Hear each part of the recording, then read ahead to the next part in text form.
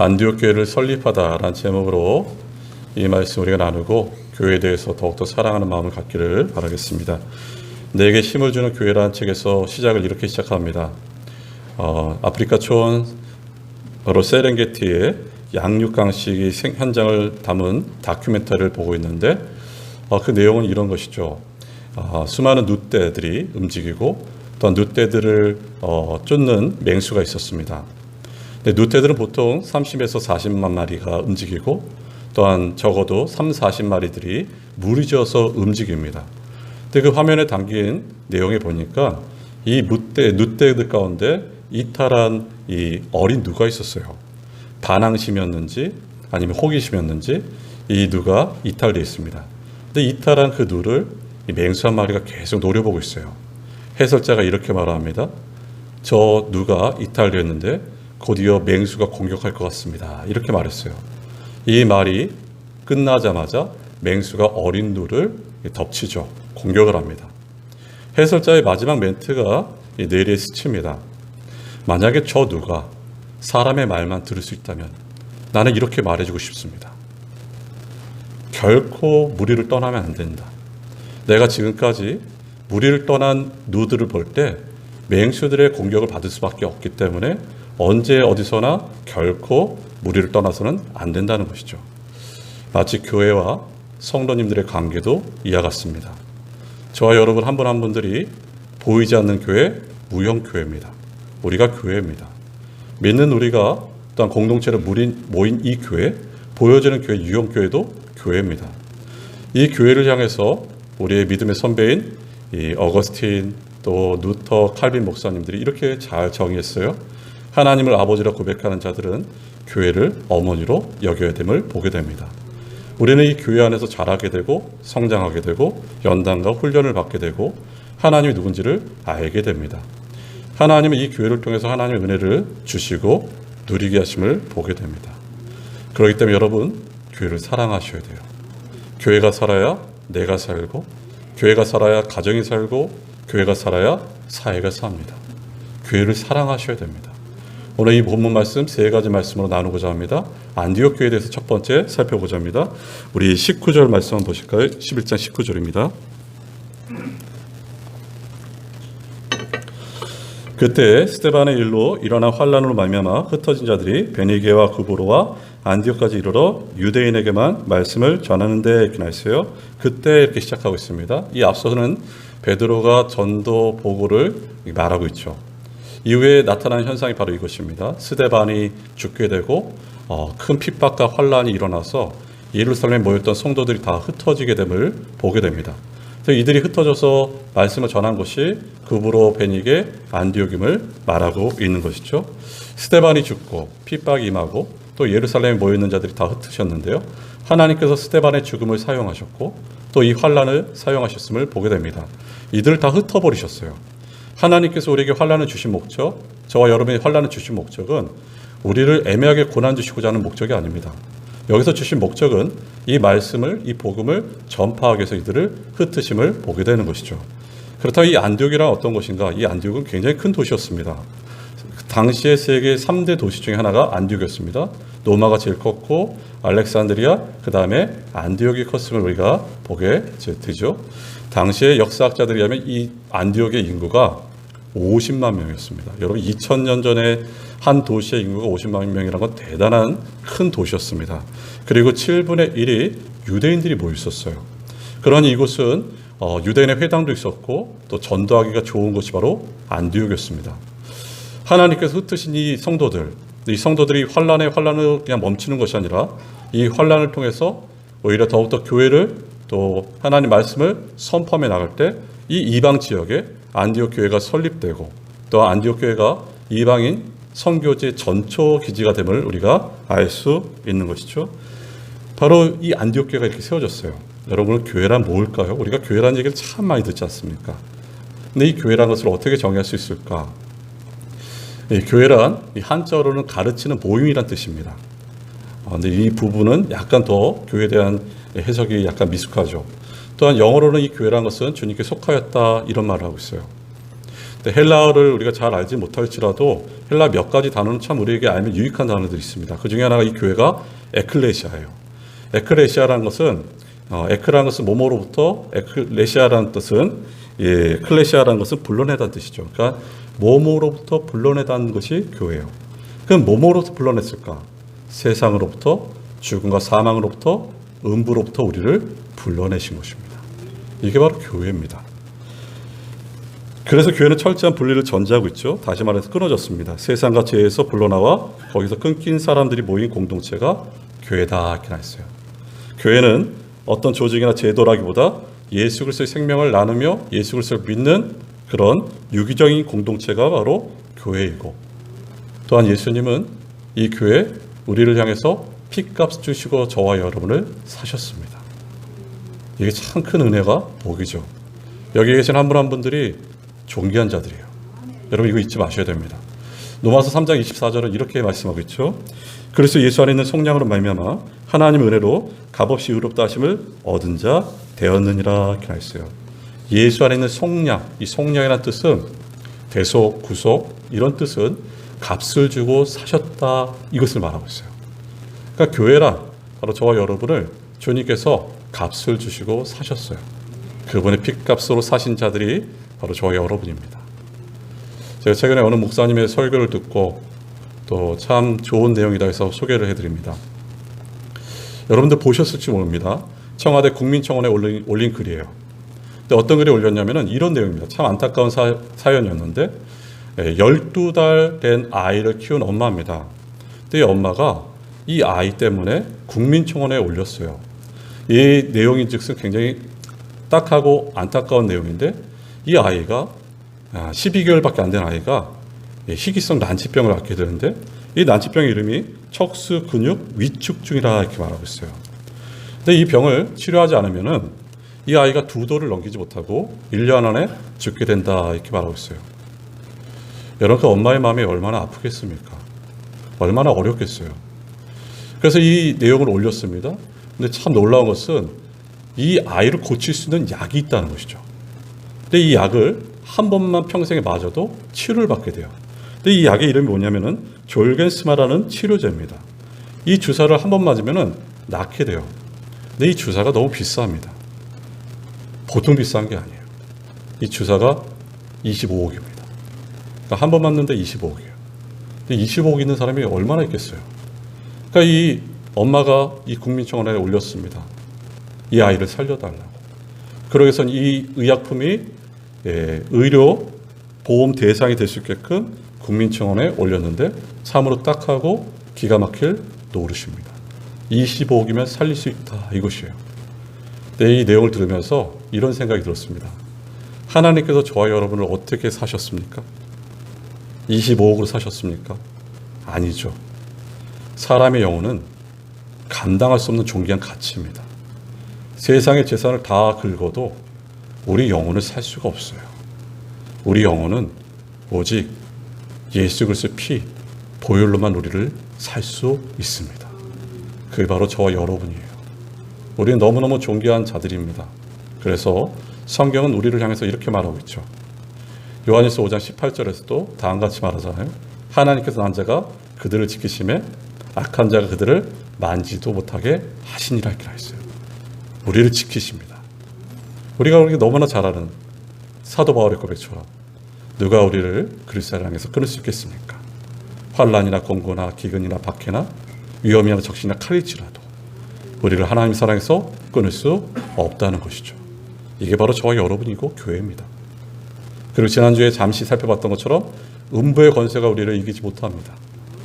죽음의 권세가, 사단의 권세가, 지옥의 권세가 우리를 이기지 못해요. 2000년 전에 주님께서 십자가에서 다 이기셨어요.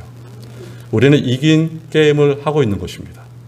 마치 야구로 말하면 9회까지 100대 0으로 지다가 9회 말에 100대 101로 이기는 그 게임을 우리가 하는 것이에요. 여러분 기억하셔야 됩니다. 하나님 사랑 우리는, 교회는 우리는 결코 망하지 않습니다. 여러분. 왜냐하면 망할 자리에서 우리를 불러내셨고 끝장날 자리에서 우리를 불러내셨기 때문에 우리가 결코 망하지 않는 자들입니다. 이게 바로 교회임을 말하고 있는 것이죠. 우리 한번 생각해 보세요. 우리가 어떻게 교회에 나왔을까요? 여러분 어떻게 나오셨어요, 교회요? 대부분이 시련 가운데 교회에 나오신 분들이 참 많습니다. 어려움과 환난 가운데 교회에 나오신 것이죠. 우리가 어려움과 시련을 만나면요, 이런 마음을 갖게 되죠. 아, 내가 교회 나가야 되겠다. 내가 예수님 믿어야겠다. 이런 마음을 갖게 돼요. 마음이 평하고 모든 것이 잘된 분들이 교회 나오는 수는 거의 드뭅니다. 환난 가운데 있었던 자리에서 쫓겨나고 내가 가졌던 소중한 것을 잃어버리고 그런 아픔 가운데 하나님께서 하나님의 손으로 우리를 부르시고 예수를 믿게 하셔서 우리가 이 교회에 오게 된 것이에요. 그래서 교회의 주인은 사람이 아니라 교회의 주인은 하나님이십니다. 이게 바로 안디옥 교회 설립의 내용이었어요. 두 번째 우리가 살펴볼 것은 교회는 말씀을 전파하는 곳임을 보게 되죠. 19절 말씀 다시 한번 보겠습니다. 11장 19절입니다. 그때 스데반의 일로 일어난 환난으로 말미암아 흩어진 자들이 베니게와 구브로와 안디옥까지 이르러 유대인에게만 말씀을 전하는 데 기나했어요. 이들이 팔레스타인뿐만 아니라 흩어져서 말씀을 전하는데 구브로, 베니게, 안디옥까지 이르러 말씀을 전하는데 여기 보면 19절에 유대인에게 말씀을 전했다 이렇게 나와 있어요. 유대인들이 복음을 받아들였지만 이 유대인들과 이방인들 여전히 벽이 있었습니다. 하나님께서 이 벽을 초자연적으로 무너뜨리셨어요. 사도행전 8장에 보면요, 빌립 집사가 에디오피아 내시에게 복음을 전해요. 말씀을 전함을 보게 됩니다. 그래서 사도행전 10장에서는 베드로가 이방인 고넬료에게 복음을 전하고 말씀을 전해요. 오직 교회가 한 일은 말씀을 전파한 것임을 보게 되는 것이죠. 20절 말씀도 보세요. 이렇게 나와 있습니다. 20절. 그 중에 구브로와 구레네 몇 사람이 안디옥에 이르러 헬라인에게 또 말하여 주 예수를 전파하니 이렇게 나와 있어요. 유대인뿐만 아니라 복음을 헬라인에게도 전파합니다. 여기서 보면은 주 예수를 전파한다 이렇게 나와 있어요. 여기 주란 말은 구약 성경의 여호와를 번역한 말입니다. 그러니까 이 주란 말은, 여호와란 말은 예수님이 여호와시다 이 뜻이에요. 예수님이 하나님이란 뜻입니다. 우리가 믿는 것은 어떤 것인가? 하나님이 아들 예수를 믿는 것이고 예수님이 하나님이심을 믿는 것이 믿음이고 이 말씀을 전파하는 것입니다. 참 놀라운 것은 21절에 이렇게 말하고 있죠. 주의 손이 그들과 함께 하심에 수많은 사람들이 믿고 주께 돌아오더라고 말하고 있습니다. 성경에 말하는 주의 손이라는 것은 손은 능력과 권능을 말합니다. 주의 손, 주의 능력과 권능이 하나님 말씀이 그들에게 임재함에 그 수많은 사람들이 돌아온다 이것을 말하고 있어요. 하나님 말씀에 능력이 있습니다. 하나님 말씀이 사람을 변화시켜요. 베이컨이라는 철학자가 이런 말을 했습니다. 책 가운데는 책은 맛만 보는 책이 있고 또한 삼키는 책이 있고 또 어떤 책은 씹고 소화시켜야 될 책이 있다 이렇게 말하고 있어요. 책을 고를 때 가장 선정적이어야 될 것은 좋은 책들을 골라야 됩니다. 근데 어떤 책은 맛만 보는 책이 있고 또 어떤 책은 이 삼키는 책이 있고 어떤 책은 또 씹고 소화시키는 책이 있어요. 여러분 성경은 어떤 책입니까? 씹고 소화시키는 것이 성경입니다. 에스겔서 3장에 보면 포로로 끌려간 에스겔에게 하나님께서 말씀하시죠. 이 두루마리를 먹으라 말씀하세요. 하나님 말씀을 먹으라. 힘이 없는 에스겔에게 이 말씀을 채우라. 여러분 말씀이 있어야 힘이 생기고 말씀이 있어야 하나님을 신뢰할 수 있어요. 요한계시록에 보면 요한사도가 밤모섬에 유배 갔을 때 요한계시록 8장, 9장, 10장은 천상의 예배를 이 요한이 보게 됩니다. 그래서 하나님의 음성을, 하늘의 음성을 듣게 되죠. 10장 8절 10절에서 이렇게 말하고 있어요. 이 작은 두루마리를 먹으라 이렇게 말하고 있어요. 여러분 하나님 말씀을 먹으셔야 돼요. 우리가 잘 아는 시편 말씀에서도 복 있는 자는 여호와의 말씀 주야로 묵상하는 자입니다. 이 묵상하는 의미가 여러 가지가 의미가 있지만 이 말은 되새기고 또 새기고 씹고 소화시키고 이게 하나님의 말씀이에요. 이 말씀이 우리를 변화시킨다 이것을 말하고 있는 것이죠. 그렇습니다 여러분. 영국의 유명한 설교가인 마틴 노이드 존스 목사님 소천한 후에 그의 자녀가 아버지에 대한 회상한 말이 이렇게 기록되어 있습니다. 이 아버지와 어머니는 평생 53년, 54년을 성경 읽기를 통해서 통독을 하셨답니다. 근데 아버지가 돌아가시는 날 그때 마지막 그 성경 구절이 어디였는가? 고린도전서 15장 몸의 부활에 대한 내용이었어요. 그래서 그 아들이 이렇게 말합니다. 아마도 우리 주님이 저희 아버님에게 앞으로 일어날 부활을 가르쳐 주신 것 같습니다. 이렇게 말하고 있어요. 자녀가 본 아버지의 마지막 모습이 성경 읽는 모습이었습니다. 여러분 무엇을 남기겠습니까? 자녀에게. 명예요? 유산? 돈? 믿음을 유산을 남기셔야 돼요.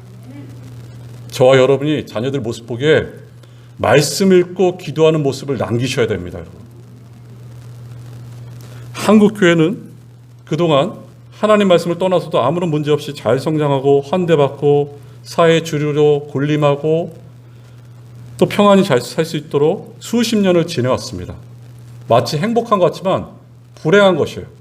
어떤 어려움도 없는 것 같지만 심각한 문제들이 쌓여 있어요. 지금 혹독한 시련을 겪고 있습니다. 많은 이들이 이렇게 말하죠. 한국 교회가 절망이다, 위기다 말하고 있어요. 하지만 우리는 패배주의로 끝나는 자들이 아니라 이 절망과 위기를 기회로 만드셔야 되는데 그것은 어떤 것인가? 하나님께로 돌아가셔야 돼요. 여러분. 기본으로 돌아가셔야 되고 하나님 말씀으로 돌아가셔야 돼요. 하나님 말씀으로 돌아간다는 것은 하나님 말씀에 능통하고 하나님 말씀에 순종하는데 치열하게 순종하는 것이 하나님께 돌아가는 것입니다. 우리의 삶의 최우선 중심을 하나님 말씀을 두셔야 돼요. 그래서 설교자의 강단도 우리 교회 생활도 신자의 생활도 이탈했던 말씀에서 말씀의 중심이 될 때 소망 있고 회복 있고 신자가 신자되고 교회가 교회다워질 것입니다. 우리의 소망은 하나님의 말씀에 두셔야 됩니다.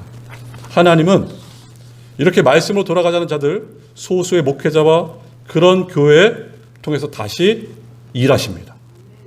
마치 예레미야 때 그 황폐한 시절 때 하나님은 의인 한 사람을 찾는다 말씀하셨어요. 내가 의인 한 사람만 찾아도 이 성을 헐지 않으리라. 하나님 말씀으로 돌아가는 사람과 목회자와 교회, 성도 그런 자들을 하나님께서 지금 찾고 계신다는 것이죠. 여러분 교회는 하나님의 말씀으로 돌아가야 돼요. 교회는 하나님 말씀과 성령의 다스림을 받는 것이 교회입니다. 우리 주님께서 교회에 천국 열쇠를 맡기셨죠. 그래서 마태복음 16장 19절에 이렇게 말씀하고 있습니다. 내가 천국 열쇠를 내게 주리니 내가 땅에서 무엇이든지 매면 하늘에서도 매일 것이요 내가 땅에서 무엇이든지 풀면 하늘에서도 풀리리라 말씀하셨습니다. 여러분 천국 열쇠가 뭐겠습니까? 천국 열쇠는 복음을 효과적으로 전파하는 것이 천국 열쇠입니다. 그러니까 쉽게 말하면 하나님 나라는 그리스도의 이름을 의지하고 그리스도를 믿음으로 들어가는 것이 하나님의 나라예요. 이거 바로 천국 열쇠입니다. 태초에 말씀이 계심이 그 말씀이 하나님과 함께 하셨고 그 말씀은 하나님이시더라 말했어요. 근데 그 말씀이신 하나님께서 이 땅에 내려오시고 말씀이 육신이 되어 우리와 함께 거하십니다. 왜 거하십니까? 굶주린 영혼들 우리를 먹이시기 위해서 그의 몸을 찢기셔서 생명의 떡을 주시고자 이 땅에 내려오셨어요. 천국 열쇠 교회는 이 그리스도의 복음을 전파하고 하나님 말씀을 전파하는 것이 교회임을 우리가 말하고 있는 것이죠. 말씀을 바르게 해석하고 그 말씀을 전파하는 권세를 교회에 주셨습니다. 교회의 본질은 말씀을 가르치는 것이에요.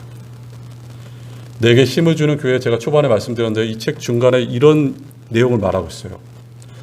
1970년 말쯤에 서울 지역에 있는 교회가 참 어려운 교회가 있었답니다.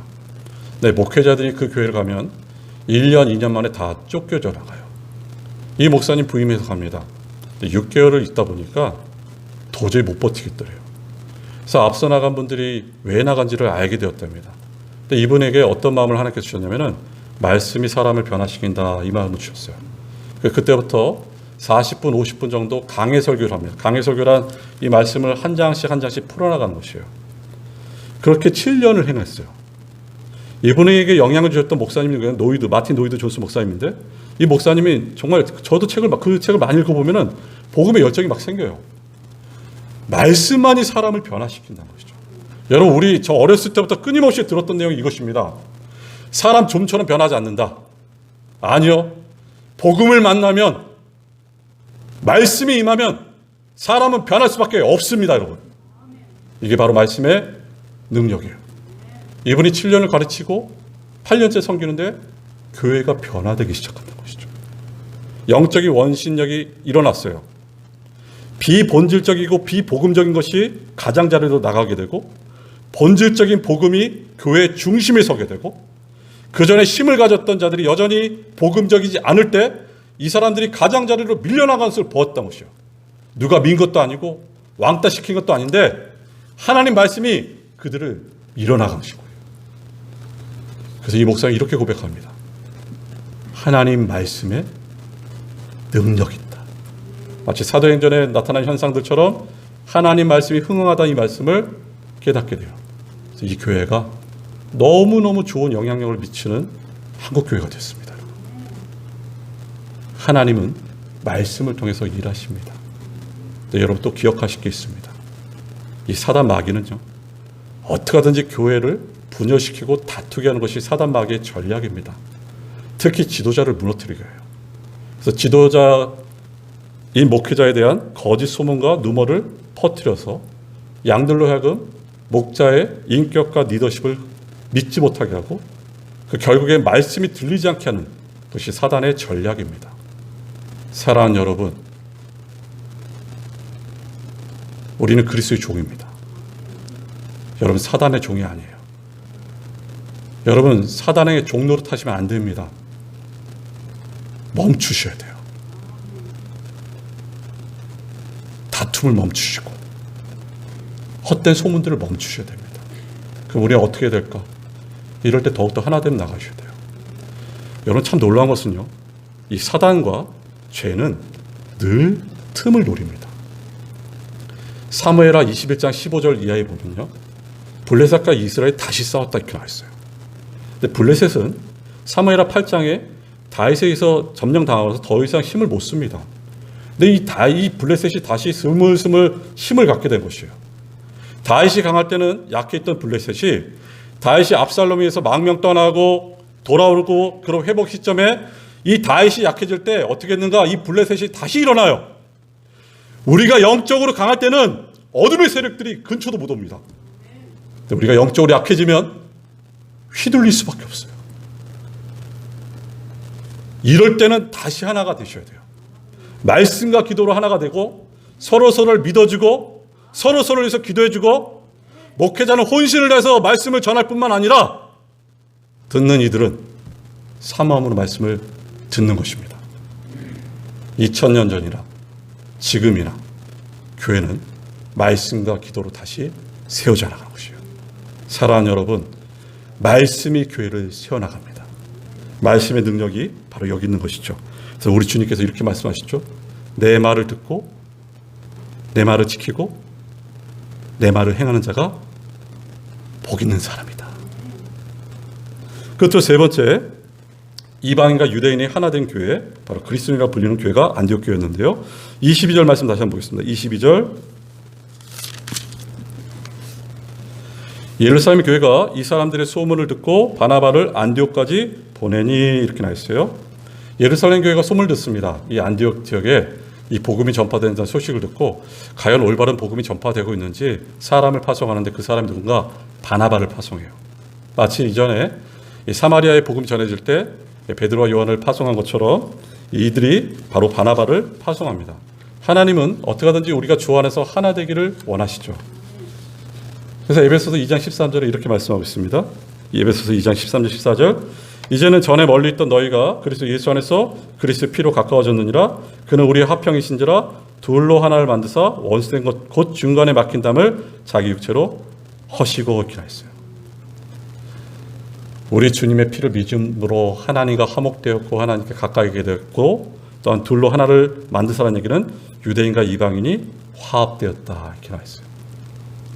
여러분, 교회의 통일적인 면은 교회의 머리는 예수 그리스도십니다. 그리고 우리는 그의 지체 몸입니다. 교회의 머리가 예수님이 아니고 교회의 머리가 힘 있는 사람, 돈 있는 사람, 또한 여러 무리들이 교회의 무리가 된다면 그 교회는 굉장히 어려운 교회, 아픈 교회입니다. 아니, 어떻게 보면은 교회가 아닙니다, 여러분. 교회는 오직 예수 그리스도가 머리입니다. 그리고 우리는 그의 지체입니다. 이게 바로 교회의 통일성과 다양성이에요. 바로 예수님이 머리시고 우리 각 지체들 한 사람 한 사람을 다 인정하는 다양성으로 모인 것이 바로 교회입니다.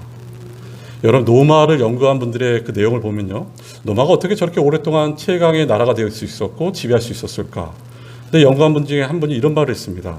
그 이유 중에 하나는 노마는 힘으로써 전쟁에서 이길 뿐만 아니라 그 지역의 관습이 좋은 관습이면 자기들의 관습을 벗어 던지고 좋은 관습을 따른다는 것이에요. 이게 바로 수용성과 포용력입니다. 사무엘하 23장의 말씀에 보면요, 23장 8절 이하 보면은 이 다윗의 용사들의 이름이 37명의 용사들의 이름이 쭉 기록되어 있어요. 근데 이 이름들의 기록을 보면은 이 많은 수, 특별히 앞에 세 사람, 마지막에 헷사람 우리야, 이 사람들은 이방인들이었어요. 그러니까 다윗의 군사들 중에 이방인이 있었다는 것은 다윗이 포용력 있고 넓게 사람들을 동용함을 보게 됩니다. 아이들에게 불난집을 그려보라면요, 두 가지 색깔로 그려요. 빨간색 아니면 검은색이에요. 근데 그림을 잘 그린 분에게 불난집을 그려보시면 수십 가지 색으로 표현합니다. 마찬가지처럼 교회는 수많은 다양한 사람들이 모여 있어요. 여러분, 한 사람 한 사람을 다 소중히 여기시고 그 사람 자체를 인정하셔야 됩니다. 어떤 분이 전화통화 가운데 이렇게 물어보시더라고요. 목사님, 어떻게 그 많은 분들을 섬길 수 있습니까? 제가 이 얘기를 했습니다. 교회는 다양한 분들이 모이시는데 그 다양한 한 분 한 분들을 사랑하고 그 자체를 인정하면 됩니다, 이것이에요. 이게 바로 교회입니다, 여러분. 근데 이 바나바는 어떤 사람일까? 여러분, 24절 한번 보세요. 24절에 이렇게 나와 있습니다. 바나바는 착한 사람이요 성령과 믿음이 충만한 사람이라 이에 큰 무리가 주께 더하여지더라, 이렇게 나와 있어요. 여러분, 바나바는 착한 사람이다.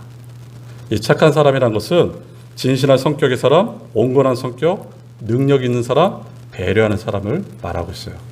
바나바가 그 앞서서 어떤 일을 했냐면 그의 땅을 팔아서 밭을 팔아서 많은 사람에게 나눠줬습니다.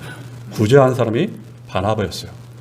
은혜를 간직할 뿐만 아니라 은혜를 실천한 사람이 바나바였어요. 바울이 회심했을 때 모두가 그를 의심의 눈초를 쳐다봤을 때 바울을 등용한 자, 바울을 세운 자가 바나바였어요.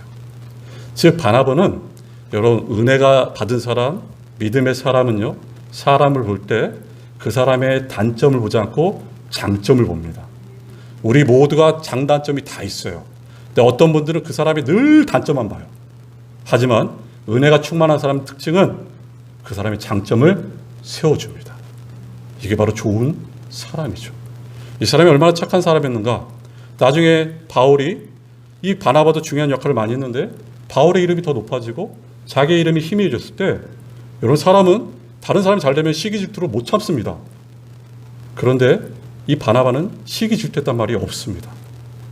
그리고 내가 바울을 데리고 왔어, 내가 바울을 초대했어, 내가 바울을 추천하고 청거했어, 이런 말 하지 않았어요. 하나님 뜻 앞에 하나님 뜻을 앞세우고 사람을 드높이는, 사람을 세운 자가 바나바, 이것이 바로 착한 사람입니다. 교회는 착한 사람이 많아야 됩니다. 근데 여기서 착한 사람이 어떻게 착한 사람이 될 수 있을까? 그 다음에 이렇게 나와 있죠.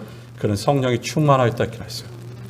성령이 충만했다는 것은 성령께서 우리에게 믿음을 주셨기 때문에 믿음이 충만하다는 뜻이고, 성령이 충만하다는 뜻은 어떤 양이 아니라 성령께서 우리를 지배하신다 하시요. 지배한다. 성령을 따르고 성령을 쫓고 성령이 나를 지배하는 것. 내 고집과 내 완악함으로 내가 신앙생활하는 것이 아니라 그분의 말씀과 성령이 나를 지배하는 것. 이거 바로 성령 충만함이에요. 여러분, 성령 충만한 사람과 성령 충만한 교회에 나타나는 현상이 뭔가? 24절 정확히 말합니다. 큰 무리가 주께 더하여지더라, 이렇게 했어요. 성령의 열매를 맺는 분들 옆에 보는 사람이 따릅니다. 성령이 충만한 교회, 생명력이 살아나고 부흥합니다. 여러분. 바로 이게 바나바 주신 은혜였죠. 근데 이 바나바가요, 혼자 사역하기에 감당치 못하니까 바로 바울을 찾아갑니다. 그 내용이 25절, 26절 한번 보실까요? 25절, 26절입니다. 바나바가 사울을 찾으러 다소에 가서 만나매 안디옥에 데리고 와서 둘이 교회에 1년간 모여 있어 큰 무리를 가르쳤고 제자들이 안디옥에서 비로소 그리스도인이라 일컬음을 받게 되었더라. 이렇게 나 있어요. 여러분 보세요. 이 누가가 표현하기를 바나바가 사울을 찾아서 안디옥에서 사역한 사실을 기록하는데 여기 찾았다는 얘기는 다소 있는 이 바울을 어떻게 찾았냐면요. 문을 두드리면서 찾았다는 것이요. 힘써 찾았어요. 그래서 함께 안디옥에서 1년 동안 가르치고 교회를 세워나가기 위해서 함께 협력함을 보게 됩니다. 교회라는 곳은 혼자 하는 것이 아니라 함께입니다. 하나님께서도 아담이 독초하는 것이 좋아 보이지 않으셔서 하와를 만드셨던 것처럼 예수님께서도 제자들을 보내실 때, 전도여행 보내실 때도 혼자 보내시지 않고 둘씩 보내셨어요. 바로 교회는 함께입니다. 여러분. 목회자 혼자 세워나가는 것이 아니라 어떤 특정 인물 혼자 세워나가는 것이 아니라 어린아이부터 모든 성도님들이 함께 세워나가는 것이 바로 하나님께서 원하시는 기뻐하시는 교회임을 말하고 있어요. 끝으로 이렇게 말씀으로 끝납니다. 26절 하반절에 이렇게 말하죠. 안디옥에서 비로소 그리스도인이라 일컬음을 받게 되었더라. 이렇게 했어요. 그리스도인이라 일컬음을 받게 됐어요. 이 그리스도인이라는 것은 주님을 추종하고 따른다는 의미가 있고요. 이 그리스도인이라는 것은 바로 천국을 말하고 천국인을 말하고 그리스도의 보호 속에 있다는 것을 말하고 있습니다. 그리고 그리스도인이라는 것은 내가 바로 그리스도의 것이라는 것이에요. 살아도 죽어도 우리는 주님의 것이 바로 그리스도인입니다. 우리는 주님을 따라가야 되고 주님을 본받으셔야 됩니다. 예수께서 12 제자를 부르시면서 이렇게 말씀하셨어요. 너희들이 잃어버린 양에게 가라. 이렇게 말씀하세요. 예수님께서는 바로 이 교회를 통해서 꿈꾸셨던 것은 긍휼한 마음, 불쌍한 마음을 가지고 섬기기를 원하셨어요. 그래서 마태복음 9장 36절에 이렇게 말씀하고 있죠. 무리를 보시고 불쌍히 여기시니 이는 그들이 목자 없는 양과 같이 고생하며 기진함이라 이렇게 했습니다. 여러분 여기서 고생한다는 말은요. 큰 돌을 이고 간다는 뜻이에요. 기진한다는 말은 내동댕이 쳤다는 것을 말하고 있어요. 그들을 향해서 예수님께서 어떻게 하셨냐면 불쌍히 여기셨어요. 이것은 창자가 끊어질 정도로 아파하셨어요. 그런 세상, 그런 사회, 그런 영혼을 바라보시면서 창자가 끊어질 정도로 아파하신 분이 바로 우리 주님이셨어요. 근데 저와 여러분은 어떠십니까? 우리가 이 사랑과 이 불쌍한 여기는 것을 많이 잃어버리고 있습니다. 여러분 성도님들의 삶을 아십니까? 저들이 한 주간 얼마나 큰 돌을 이어가고 기진맥진 내동댕이 쳐진 것 같고 마치 이 마음은 밭가랑으로 갈라진 것 같은 그런 성도님들이 위로받고자 교회에 왔는데 우리의 모습은 때로는 저들을 업신여기고 무시하고 무례하고 판단하고 정죄하고 이것은 주님의 마음을 놓친 것입니다. 우리 모두 회개하셔야 돼요. 세상을 향해서도 마찬가지예요. 세상이 병들어가고 있습니다. 내 이웃들이 아파하고 있어요. 병이 들었습니다. 그런데 그런 자들을 향해서 불쌍히 여기는 마음이 없을 뿐만 아니라 나 혼자만 잘 먹고 잘 살겠다는 그런 교회, 그런 우리들 여러분 회개하셔야 됩니다. 교회는 하나님이 사랑이시기 때문에 사랑이 회복되셔야 돼요. 오래전에 여기 바둑 좋아하시는 분들 계시죠? 알파고와 이세돌 구단이 바둑을 놓습니다. 이세돌 구단이 바둑을 얼마나 잘 둡니까? 근데 알파고가 4대1로 이겼어요. 인공지능을 가진 이 알파고가. 근데 새로운 인공지능을 가진 알파고 제로가 이 알파고하고 승부를 겨뤘는데 100점 100승으로 알파고 제로가 이겼습니다. 야, 이 인공지능이 최첨단을 겪고 있어요. 속도가 무지무지 빨라지고 있습니다. 아마 나중에는 이 인공지능을 가진 로봇이 우리 대신 빨래도 해주고 밥도 해주고 퇴근해서 집에 오면은 주인님 오셨어 하고 인사할 것이에요. 여러분 이 로봇이 없는 게 있습니다. 바로 사랑이 없어요. 이 로봇에겐 사랑이 없습니다. 우리가 교회를 섬기고 주의 일을 이것저것도 할 수 있고 또 말씀도 있고 기도도 할 수 있어요. 하지만 우리 안에 사랑이 없다면 우리는 로봇과 같은 교회입니다. 주께서 원하시는 것은 이 사랑이 회복되기 원하시고 불쌍한 마음들이 회복되기 원하셔요. 여러분, 이 부분을 우리가 회개하며 기도하기 원합니다. 하나님, 우리 마음 가운데 지독히도 자기중심적이고 완고하고 완악하고 이 모든 것, 이 굳은 마음이 성령께서 역사시사 살같이 부드럽게 하시고 그 영혼을 대할 때 열정을 가지고 사랑하는 그런 목회자 성도가 되기를 기도하는 것이죠. 오늘 말씀 보십시오. 교회의 주인은 하나님이십니다. 교회는 말씀과 성령의 다스림을 받는 것이 교회입니다. 교회의 머리는 예수 그리스도시고 우리는 그의 지체이고 우리는 다양한 자들이 모인 곳이 교회이고, 주께서 저희를 불쌍히 여긴 것처럼 서로를 불쌍히 여기시는 정말 좋은 교회, 지금도 좋지만 더욱더 좋은 교회 되길 바라면서 우리 기도하겠습니다.